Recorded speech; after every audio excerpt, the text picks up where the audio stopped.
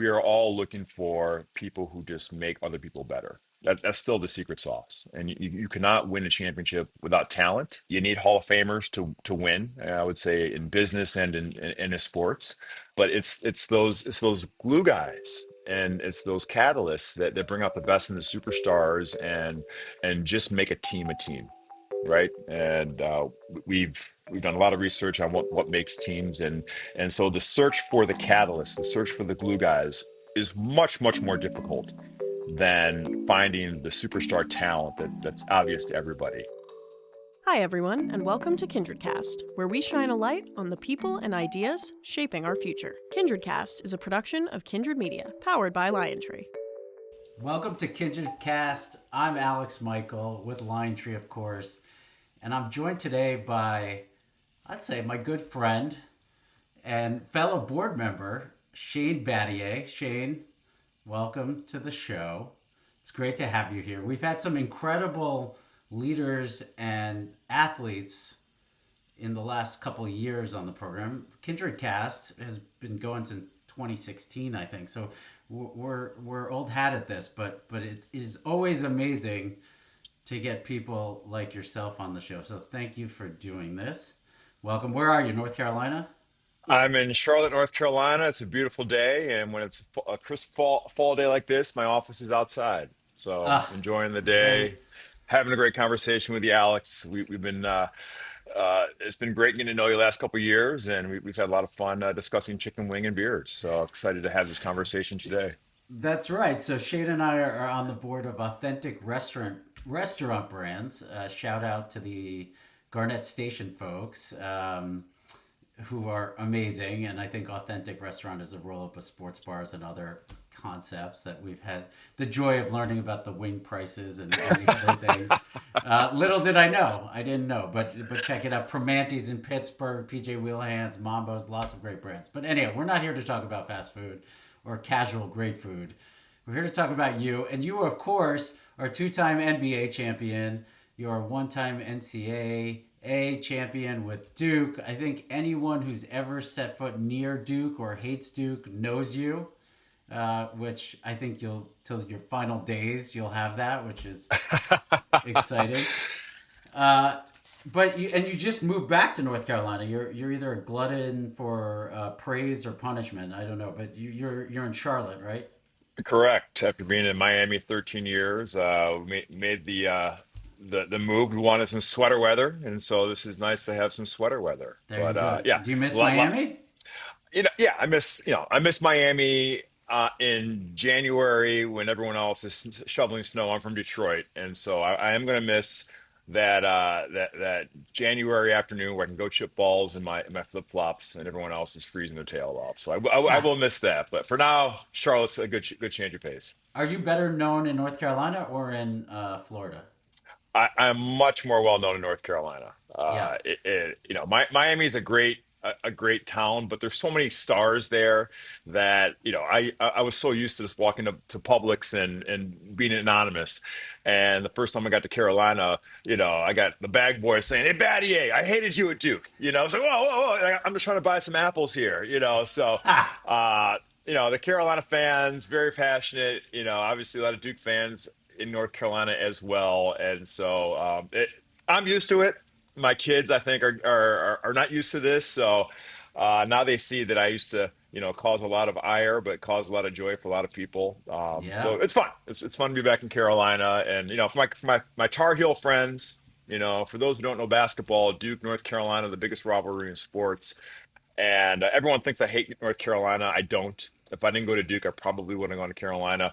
And I tell my Tar Heel friends, I love North Carolina because I was 8-3 against them lifetime. And so when I see that light blue, I think of victory. I wish I could have played them more. I wish I could have played Carolina You're just more. going And to that, antagonize people more here, Shane. This is not yeah, that good. that just that fires them up. So Well, so, and by the way, have you ever paid for a drink or a meal when a Duke person is around? Has that happened in the 20 years plus since you graduated? It I can't. get a lot. I get a lot of free drinks, and that, Yeah. that's been a boon. Actually, when I go to New York, and like Chicago, and DC are like I rarely pay for a drink in those That's cities, good. so All right. it's Well, it's great. Life's Come good. on Life's down. good. Well, let's talk about Duke for a second. So, what I wanted to start and talk, and we'll just kind of jump around. I definitely want to get to your new podcast, which is called The Glue Guys, with Ravi Gupta and Alex Smith, where you're going to talk about teamwork and leadership from the side and above, right, up, down. I think it's fascinating. But let's start with just advice because you mentioned Duke. You obviously played for and worked with Coach K, who recently retired, and I know you're close to him. And actually, at the Garnett Station annual meeting, you did interview him a couple of years ago, which was so cool. Which is probably not your first, but just for people who maybe haven't been around you or certainly know of Coach K, but what is the superpower with him, and what is perhaps the best advice he gave you, just as we kind of warm up here? Well, look, I was so lucky to play for Coach K. In my mind, the greatest coach in all of sports, the winningest all-time basketball coach. 5 national championships, 15 Final Fours. I mean, his resume goes on and on.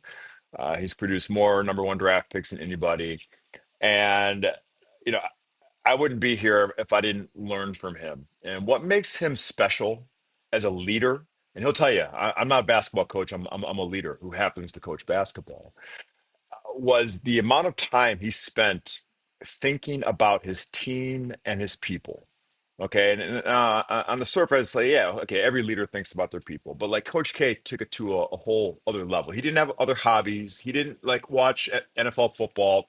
All he thought about was Duke basketball, and he thought about what do my people need, from his executive assistant to his players to the student managers, the assistant coaches, and he delivered every single day. I had teammates that needed a kick in the pants every day. They got a kick in the pants.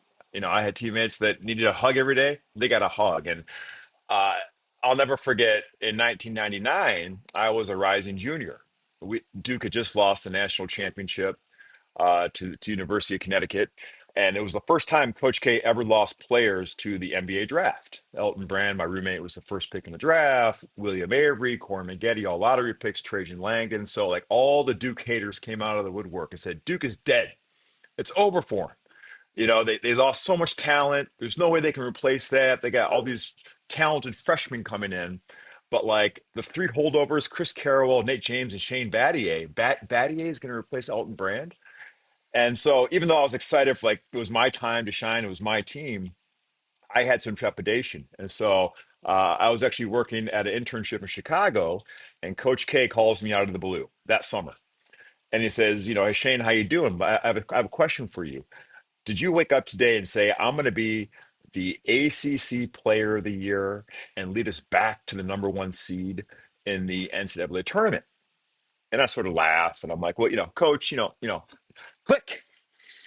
Coach K hangs the phone up on me. Thought that was strange.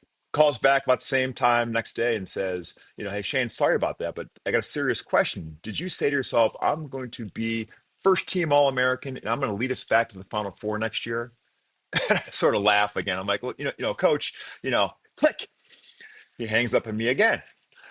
So the third day, I finally wise up. I get the message. He calls back and says, sorry about the last 2 days, but I have a serious question for you. Did you say to yourself today on the way to work, I'm going to be the best player in the country, national player of the year? I'm leading Duke back to the Final Four, and this time we're going to win the national championship. And I said, yes, coach, absolutely, coach, I'm your guy.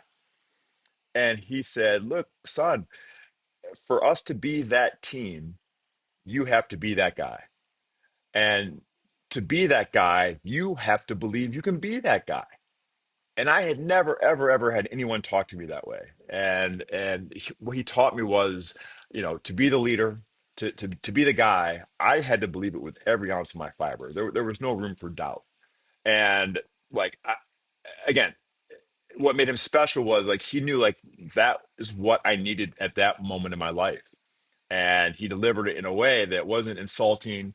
It was challenging, and it allowed me to take ownership of like my journey, and that was the difference. And when you know it, 2 years later, I lead Duke to the national championship as the national player of the year, and we beat Arizona to win the championship. And so it all started from that inflection point 2 years earlier, and it's a story that changed my life, obviously, but it speaks to the individual consideration that Coach K was all about.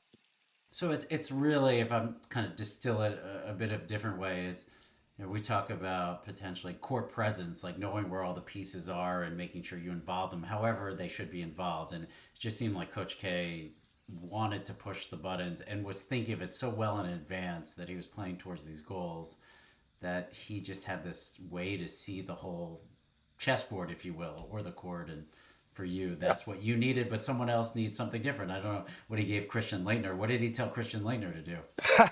Besides get hated more. Well, Christian was the ultimate competitor, and so I'm sure he found a way to push his buttons. And the point about leadership is that every leader says, "Yeah, think about my people," but like, you know, are you obsessed about your people?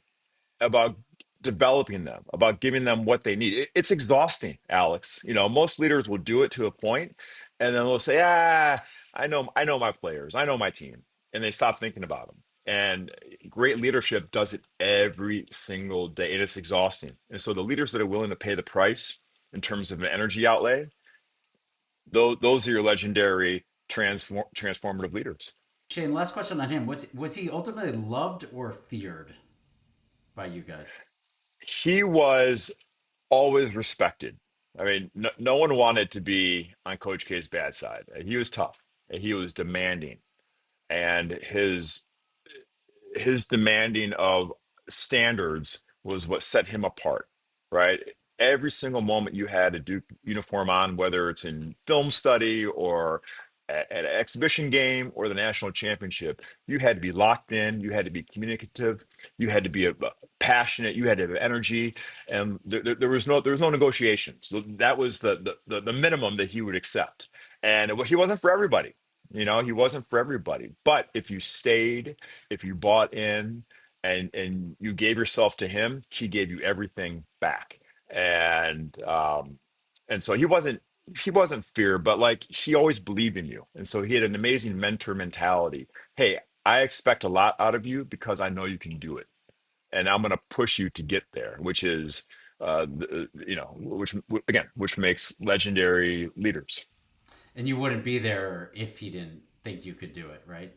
Correct. So you mentioned that he called you those 2 years running until you won the championship to be a leader. And then if we fast forward, you end up playing the NBA 13 years, I think. You won a couple titles with the Heat. And your role as a leader evolved. You were no longer the alpha, basically, once you stepped into the league. No matter how good you were, it was just a different level of competition and frankly, a different stardom. And in 2009, famously, Michael Lewis, who authored Moneyball, and this is shockingly 15 years ago in 2009, described you as the no stats all star. That basically you could make this huge impact on a team without filling up the stat sheet. How did you react to that at the time, and how has that aged for you? Maybe comment on that whole process Well, look, or it's Michael Lewis. digestion, really. Yeah. Yeah. So Did you when know it Michael, was coming? He had spent time well, with you. yeah, we spent a year, and we spent a year together, and he was trying to crawl into my brain. And look, like I was never the most talented guy. I was pretty good. Obviously, won National Player of the Year in high school and in college, but I was not the most athletic guy, right? Most fans would say, okay, Battier, he's fine, but he's not like a superstar. He's not a Hall of Fame player. But what I did, and I always prided myself on from, YMCA ball all the way to my last day in the NBA, is that my teams always won, always. And I was always on the floor when it mattered the most. And that's all I cared about. It was never about like my stats or the awards I got. I just wanted to win. And so I was the ultimate competitor. And so I learned that at a very, very young age that it was about what can I do to help my friends, to help my teammates win. That's all that matters. And it manifests itself in a lot of ways. I would do all the dirty work. I'd dive for loose balls. I would run back on defense, like all the unsexy plays that just take effort and focus and concentration. I was like top, decile player in every league I ever played in. And so Michael Lewis came to me and says, "Hey Shane, like, you're super interesting because in this Moneyball era." you are represent like what every coach is looking for. A worker who overproduces and is very cost effective. I was cheap labor. so so in the new Moneyball era, 2006, 2007, Daryl Morey and Sam Hinkie were the first, the godfathers of basketball analytics. They've been doing this in baseball, but their models and their algorithms show like I was like the number one value in the NBA, and my teams won and were much better when I played than when I was off the floor. And so the Rockets traded for me. And Daryl Morey told me this on my first day of the office. Like, great, I'm cheap, I'm undervalued. Great, good for me. But Michael Lewis followed me around and said, "I want to tell your story and sort of tell the world like why you do the things you do." And like again, this wasn't like a conscious decision by me. Like I'm going to be the best at diving for loose balls. It was always about just like what do I have to do to win, and it doesn't matter like if I have to sacrifice pain or whatever. Um, and so like it was nice. I mean, it was nice to get validation. And after a career of people telling me, "Oh, Battier really can't dribble. He was kind of slow. He's okay, but he's not like awesome." It was like finally like validation for me that like yeah, like look, no, I am good. I'm Michael helping Lewis win. says so. Yeah. Does that sh- does And that does that still exist? Does this arbitrage still exist, or has the league caught up to this whole sort of? yeah, look, we are all looking for people who just make other people better. That's still the secret sauce, and you cannot win a championship without talent. You need Hall of Famers to win. I would say in business and in sports, but it's those glue guys and it's those catalysts that bring out the best in the superstars and just make a team, right? And we've done a lot of research on what makes teams, and so the search for the catalyst, the search for the glue guys, is much more difficult than finding the superstar talent that's obvious to everybody. And so that's there's still major surplus to be found in across all industries in that. Well, you talk about four types of teams. At least I've heard that elsewhere, right? What can you just describe that? Yeah. So when I retired from the NBA, I started the analytics department at the Miami Heat, which was a fascinating journey, different journey for me. And part of that, we wanted to create a crack R&D arm of the basketball operations. And so we set on a 3-year research project to identify exactly, what wins, and trying to find measures of merit for catalysts. And it was a very ambitious study, and in the end the original mission was inconclusive, but out of that became a really interesting view on what type of teams win, what type of teams lose, and why. And we were able to isolate the two most important factors on any given team.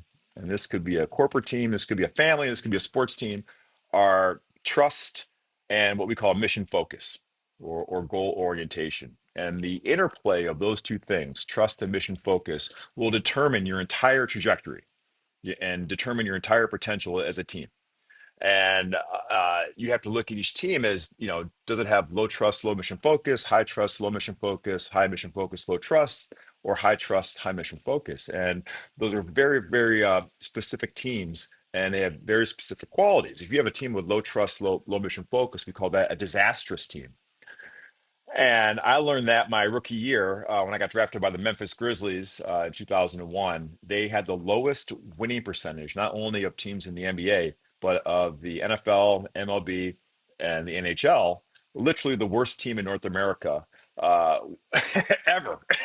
So this franchise lacked resilience. There was finger pointing. There was blame. There was just whenever there was trouble, people would just lay down, and it was horrible. Um, and we were able to turn that into a team that made the playoffs 3 straight years by increasing the trust. And so we became a high trust, low mission focused team. We still didn't know how to win, but at least we trusted each other. We stopped casting blame. And in a corporate setting, a team with high trust and low mission focus is a very dangerous team, because we call that a lagging team. And this, we borrowed this term from industrial literature. And, if you go back to the old textile mills, and there might be one line on a shift, or one shift on a line that was just very, very underproducing. And if you looked really deep into that line, you would see that, the person, uh, on the sewing machine was someone everyone loved. This person was awesome, like told jokes at happy hour and had a great family. Everyone loved them, but they were a very subpar sewer. And so instead of getting that person in trouble, everyone around them would slow their own personal rate down to protect the one person on the line, and protect the underproducer. And so as a result, the entire um, potential for that line, that team, never was realized, right? And so this is a phenomenon that a lot of people I talk to say, yeah, I know exactly what you're talking about. Well, on the other end of the spectrum, a team with high mission focus but low trust, on paper, again, is awesome. You got a bunch of killers. You got Ivies. You got Stanford. You got Duke. You got people who are just like, point me in the direction of the mountain, I'll take it. The problem with that is that adversity is the one constant in all of our lives, all of our businesses. We're going to face stress. We're going to face crisis. And the one thing that buffers crisis and the human response to crisis is actually trust.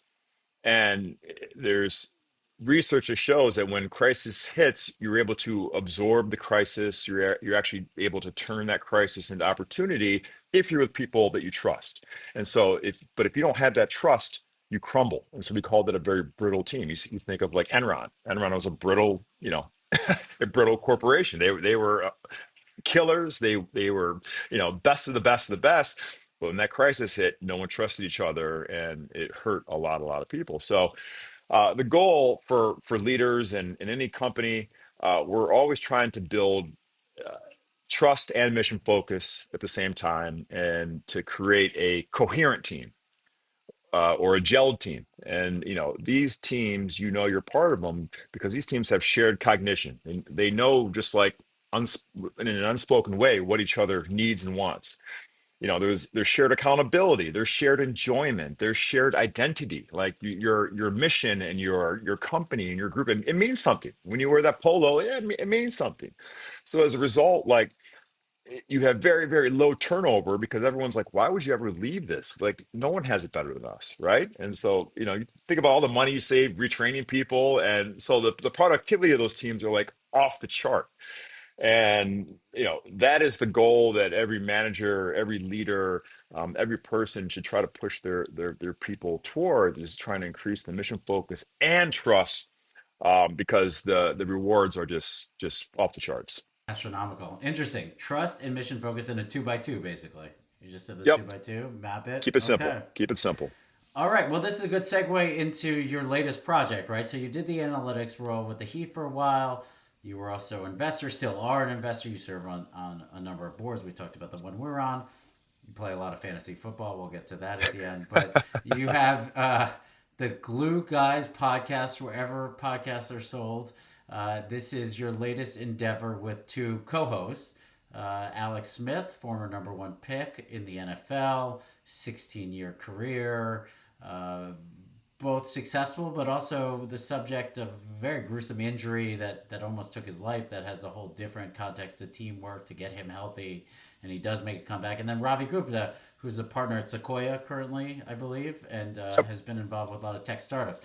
Not your normal group. I was trying to come up with something clever, like it's your smart list that's like sports list, but it didn't quite work. They prove that you could have three hosts and it works. But tell us a little bit about the show, who you've had, who you're gonna have, and like why do we need another podcast, including ours Yeah. here? But yeah, That's a great question, Alex. The world doesn't need another podcast, but we think we have something to add to the world. Look, my two friends, Ravi graduated from Duke University a couple years after me, and he was the CFO and COO of Instacart, and they had a small IPO, last year, and he and I become very close as we both ventured on our professional paths, and we had some just really deep conversations. And it was funny, just the parallels between sports and business and the startup world, and the things that are valued and the things that matter.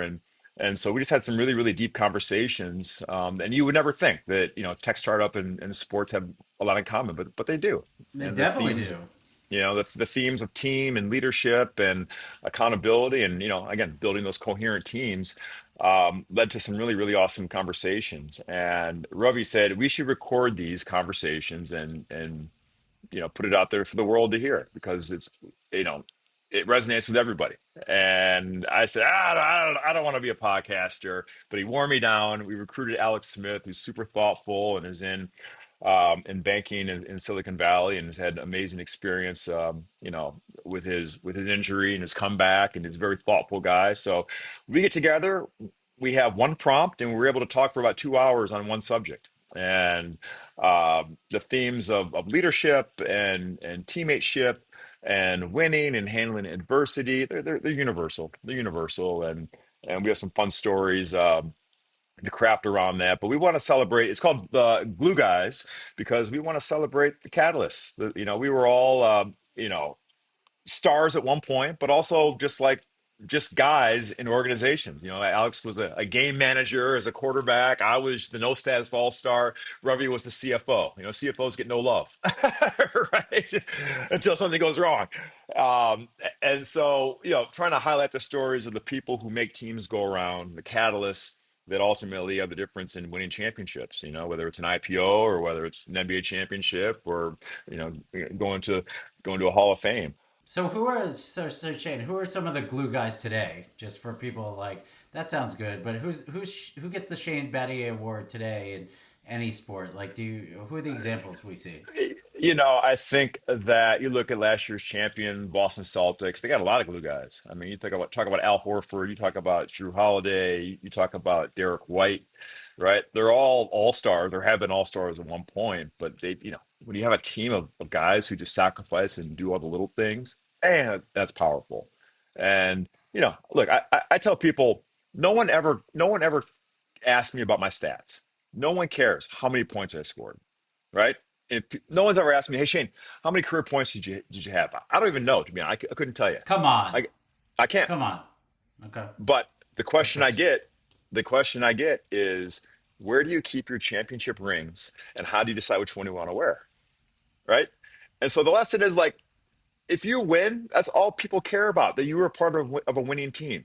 They don't care about your title. They don't care about where you went to school. They don't care about your stats or like how many deals you sold. No one cares.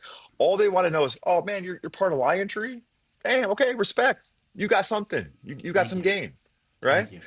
No, it's true though. It's true. And when you're part of a team that has reputation and wins, you will always have value for yourself, right? But if you put up numbers on a bad team, people will be like, yeah, but your shop's not very good. And so, like, those are the stories we want to find and tell. And you go, you know, that's the stuff that no one else is out there talking about, that we have intimate knowledge of.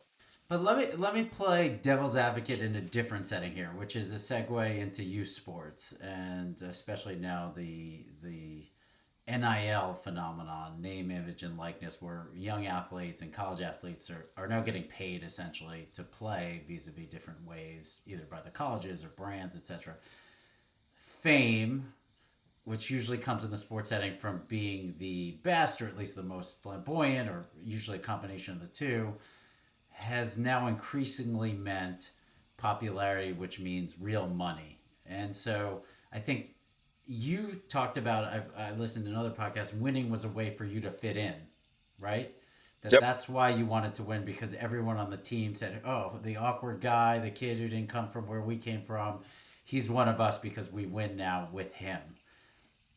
Is that what's really in youth sports today? Isn't it about, hey, look at me, I need to be great by age 8, and I have to keep specializing so I get a college, I get an NIL thing. Like, it just seems it's so different from when you and I grew up. I'd Oh love yeah. your perspectives there. And you have children who are playing right now. So, Yep. what do you think about our youth sports culture right now? And is it really about teamwork, or is it about look at me and that's how I get fame and money?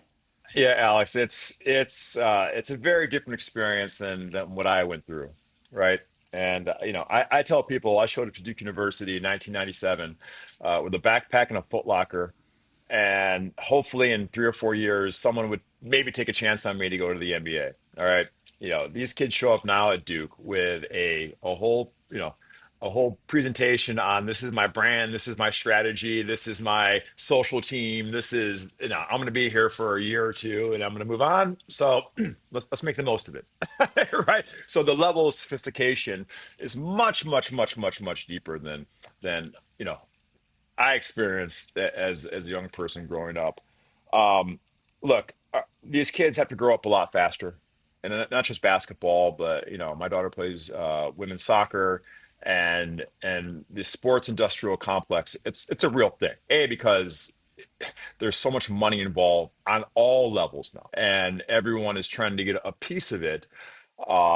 Whether it's the cottage industry of running leagues or side coaching or you name it. This is just a huge moneymaker. And so the commercialization of youth sports is real. And I think I read a stat that um, the average parent with children spends 10% of their net income on youth sports between travel and uniforms Yeah, we and league did a study. I fees. mean, I we mean, did a whole podcast video series. I think it was like $900 per year per family or something. That yeah, was yeah, crazy. Like it's after cra- house payments, it's it's it's their kids' crazy. travel. Yeah. It's crazy. And you know, in a lot of ways, I feel bad for these kids because there's a pressure to be like, look at me, look at me, look at me. And my argument has always been to my kids and anybody who'll listen is like, look, again, if you're part of like good teams, people will recognize you.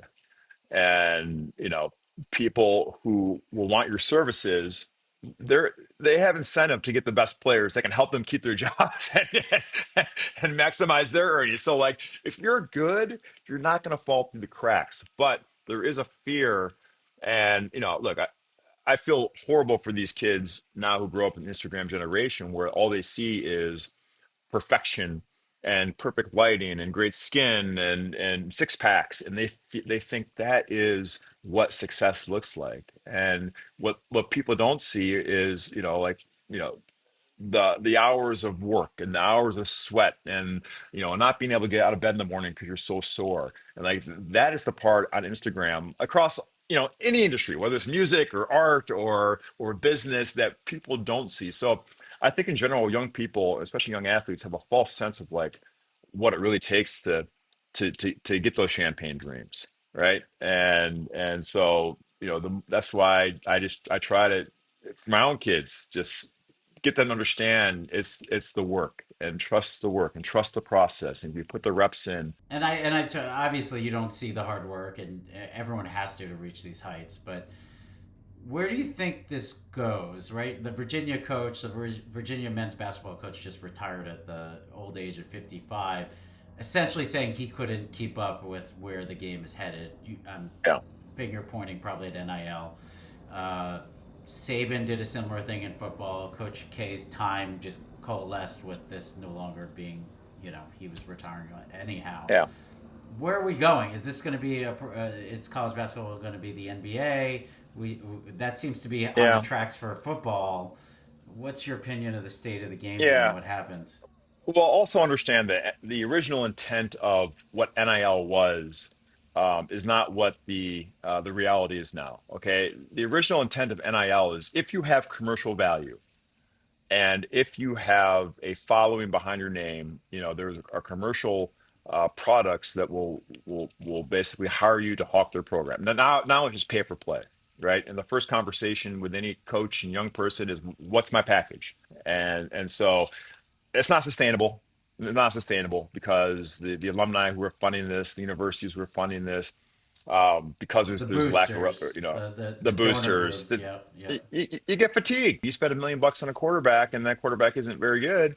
Like alumni basically say, I'm not gonna play this game anymore. So you know, the conferences are going to have to get together and put in some rules in place, some regulators where you know call it contractual, call it what you will, but there's gonna be some performance clauses. Like clawbacks, like, or like you're not going to get I don't cut, but I don't know if there will be clawbacks, yeah. but I think there'll be measures put in place. So right now, like most Division I football teams have already paid out probably 90% of their NIL money for the year, which is like crazy to me. Like, so a kid could get like 80% of his money, and then he's not playing. And you saw that with the UNLV quarterback, and they say, "All right, I'm out of here. Peace out." Which no one wins in that situation. So Do the players get unionized? Do we basically work with contracts? I mean, they're just free agents coming out of high school.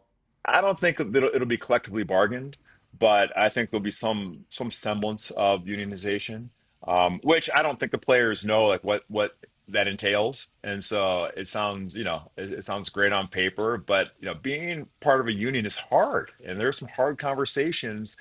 And uh, look, when I was in college, I ran a thing called the Student Basketball Council, and this is back in 1999. And I was the president, and we were trying to get this national conversation started amongst schools and players, and these issues have been around for forever. But the problem is to organize as a group that big, we're out of the door in 4 years, maximum 4 years. And so the re-education and the cycle of trying to find advocates and people who believe and want to make change for good for the game, there's just not enough time. And so that is the biggest constraint in trying to put together a framework that works for everybody. Can Duke perpetuate, for example, in this new world, right? There was an advantage that you had Coach K, you had a brand, the education, I think, directionally mattered. But just double clicking on some of this, if it's about the dollars, no matter how the constructs work, Yeah. is there any way to actually perpetuate programs in the long You run? know, I I argue, Alex. Look, I went to an NCAA camp this summer. My son played at. My son's a sophomore in high school. Pretty good player. He's got a good chance of playing in college. Does he have Um, offers, by the way? Does he have an he, NIL offer? he can't do anything until junior year, so he's still Okay. young and early in the process. And I went to a class on NIL that was mandatory for all parents, and there was a couple of NBA guys in that class. And at the end, I mean, I was shocked at the numbers being thrown around, and these are real conversations. And I stood up. I said, "Hey, parents, this is awesome. I want your kid to make as much money. I think they deserve it. I think players should earn a share of the money they're helping to generate." I said, at the end of the day, this is not life changing money, but for a few of you, maybe a few of you, it's life changing money, but you're not going to be able to retire off this NIL money. And so, the value proposition of going to a college is still the network and the people that you meet at the school. All right, no matter what school your kids go to, they're very successful founders, entrepreneurs, investors, you name it, like very, very, very wealthy, successful people that would love to give your son, and I would argue daughter, information, advice, counsel, mentoring. If your son, daughter invests into the school, and if you show that, like, hey, I love University of Michigan, and I'm going to do my best for them, and I'm invested, there's not an alumni that wouldn't take your phone call and help you. And like the network that I have at Duke University is way more valuable, and I have done some amazing, amazing things in life and investing and boards and all these things through my network. And so that's a lesson I hope is not lost in all this. Yes, the money's great. It's tantalizing and it's fun. You can buy a Tesla, all this stuff. The value of your experience is using your game and your talent to foster a network that is forever. And that's how I think It colleges should play in that space. it sounds good, Shane. I totally agree. But when you have people transferring after 3 months, it's hard to have any. That's the rub. That's the rub. If you transfer, then you can kiss that network goodbye because you're not invested, and that's what it is. Well, in that case, it's a little like venture. You're on a treadmill of trying to get to the next raise, whatever the next NIL check is, and that's kind of the rules we're setting up. But we'll see if it changes. All right, so we're already deeper in time than I would have thought, but this is what you get with Shane Battier. Um, let's just talk a little bit about your charity work because we certainly at LionTree believe in purpose here, not just the financial outcomes. And you certainly have been a leader in that world. You have the Take Charge Foundation. You're also big on mental health advocacy. Maybe touch on a couple of those things and what you're doing so people can know the other another side of Shane. Well, Alex, I'm so lucky to have reached all of my dreams. Um, but I was a poor kid from Birmingham, Michigan. All right, my parents were not highly educated people, but I had people who took a chance on me, gave me opportunity, gave me mentorship, and that's all I needed. And I made the most out of it, and I'm living my dreams now. So I made a promise to myself: if I ever make it to the show, the big time, I got to find kids who are like me, who have the drive, the enthusiasm, the rigor, that just need the platform and the network. And so my wife and I started the Battier Take Charge Foundation over 15 years ago to find kids like me and give them a chance to reach their dreams through a college education. And so we've given over $3 million in college scholarships over the last 15 years, and another couple $1 million in programming. And try our goal is to impact 1 million people. And the dynamic of changing one person who is a first gen college attendee, it changes their entire family dynamic. It changes their neighborhood's dynamic because now they have an example of what's possible. And the waterfall effect is real. And so our goal of impacting 1 million people, I think is attainable, and we're going to do it. Does Coach K call you up about that? Have you hit 1 million? Can you hit 1 million? Yeah, he Exactly, should. He should. exactly. Yeah, But that's if you amazing. go to takechargefoundation.org, you can read about all the things we do. We have some amazing young people who are changing the world. We have doctors, we have attorneys, we have PhD students, and we have it all. But remind me of me. Just give them a chance and let them go. I love that. All right, let's just do a little speed round here as we get to know Shane in maybe different ways. Then, again, don't go on Spotify and type Shane Battier because you won't know where to start. You could, and it's a good thing because everyone loves you. And I was saying like you're the most known person that isn't Michael Jordan, basically. Like it's Uh, unbelievable. But it's testament to you and how good a guy you are and how successful you've been. All right, so if you could have dinner with any athlete, living or dead, who would it be and why? I would love to have dinner with Jackie Robinson. Obviously his story is well chronicled, but you know, I, I don't know if there's a stronger mentally strong athlete in the history of all sports to endure what he had to do and still produce and still be a Hall of Fame baseball player. So I think it'd be amazing to sit at a table and hear his story. With Jackie Robinson. Okay, if Shane Battier was a company, what company would he be? Hmm, good question. I think I would be. Uh, I'd be Tesla, always pushing the envelope. And if you know me, I always got these new life hacks, just to get a little bit better. And I'll try anything. And if I fail, I fail, but at least I tried. So that's what I respect about Elon. And you can say whatever you want about Elon. He's not afraid to push the envelope, and that's what I respect about what Tesla's trying to do. Okay, Shane is a Tesla. Okay. Book. What's a book you're reading now or one you've read recently that you're like, everyone go read this book? Oh, my friend David Yeager, who's a psychologist at University of Texas in Austin, just came out with a book called 10 to 25: The Science of Motivating Young People. It changed my perspective on how to parent. It changed my perspective on how to work with young people in a corporate setting.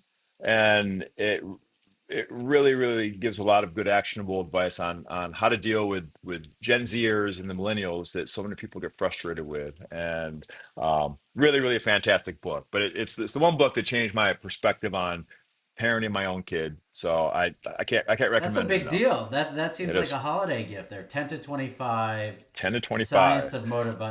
Science of motivating kids. David Yeager. Yep, David Yeager. All right, that's a good one. And I also saw you did an interview with Simon Sinek, which was very cool. Yep. Like Simon's books are amazing. What is a show that you've watched recently, streaming or otherwise, that you are also highly recommending of? Do you watch TV? I do, and I I haven't watched it in a couple of years, and this is my guilty pleasure. Eastbound and Down was so far ahead of its time, and so I'm rewatching that now, and it was great, but like it's funnier even now today. So It's the best show. It's amazing. Danny McBride, incredible. That's on Max, I think, somewhere in Max. Fantastic. And any podcast, you have Glue Guys. Again, another plug for Glue Guys. LionTree, Kindred Cast, I know is high on your list. Are there any other podcasts that you listen to on a regular yeah, basis? I love Founders podcast with David Senra. He was actually a guest on Glue Guys, and you talk about a guy who's just you know a freak in the best description possible. He's obsessed with biographies, and his ability to distill hundreds of hours of reading about the most successful founders and people in the world and distilling it into an hour. It's like unbelievable. It's unbelievable. So if you haven't listened to Founders podcasts, listen to the one at Estee Lauder and how she created a global giant from her kitchen sink. So Amazing. fun stories. Another one I had in I acquired is one of my favorites on the business side. Great Yeah. one. The LVMH one is mind blowing, but Founders, awesome. We're learning a lot. Okay. Final question, Shane. We're on the cusp of the NBA season. I think the Knicks and Celtics play on Tuesday, two of the potential leaders. Who's going to win the championship? We'll see how this, we'll go back to the tape in a year. Oh man, Boston's the chalky pick. Um, it's really hard to repeat. I'm gonna go with a Western Conference final team, and I'm gonna go back. Um, I'm gonna go to the Mavericks. Mavericks. Yep, Really? they're good. They're good. I think Luca's a monster. Kyrie's going. They got Clay now, so the Mavs are my pick. The Mavs are your pick. They seemed a little overmatched in that finals, but they did the process and maybe they learned and Yep. they picked up Clay. All It's right. hard. It's hard. It's hard to win back to back, man. There's, someone Yeah. who did it. It's really hard. So that's why Why I is can't it pick so hard? Boston. Just because of the focus, the mission focus? Yeah, because what happens, and this is true for business, when you win a championship for the first time, whether it's an IPO or whatever it is, you actually don't know what it takes until you actually do it, and then you're like, "Holy crap, that was the hardest thing I've ever had to do." It was the hardest thing, and so whenever you have to do that same thing again, or whatever your next championship is, you assume that like what worked last time is just automatically going to work next time, and it never does. And so like you assume, so you're fighting yourself. You're fighting the human condition of I did it once, I'm just going to do it again. No. You got to do it in a totally different way and keep principles from what worked last time, but reinvent yourself. And most people aren't willing to make that change or that sacrifice. There you go. Well, you know what's not hard, Shane, is to interview you. So I am super appreciative of the time you spent with us today, and I look forward to seeing you at the next board meeting. And we're just excited to see what you do next. You got so many, again, Glue Guys podcast with Shane, Alex, and Ravi, and there's just a lot more coming from you. So nice seeing you, and thanks for joining us here. Thanks for having me, Alex. All You're the right, man. you're the man. Take care, Shane. See you, buddy. All right. Bye. Bye bye. Thank you for listening. Stay tuned for more KindredCast conversations from leaders in business and beyond.